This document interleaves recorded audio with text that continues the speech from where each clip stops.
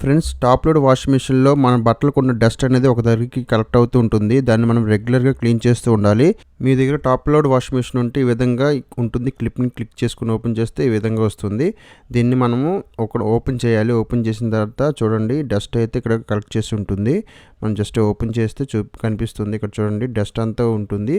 దీన్ని తీసి మనం రెగ్యులర్గా క్లీన్ చేస్తూ ఉండాలి. దీన్ని క్లీన్ చేస్తేనే మనకి డస్ట్ అంతా మళ్ళీ కలెక్ట్ అవుతూ ఉంటుంది. ఈ విధంగా మనము వాషింగ్ మిషన్ని రెగ్యులర్గా క్లీన్ చేస్తూ ఉండాలి.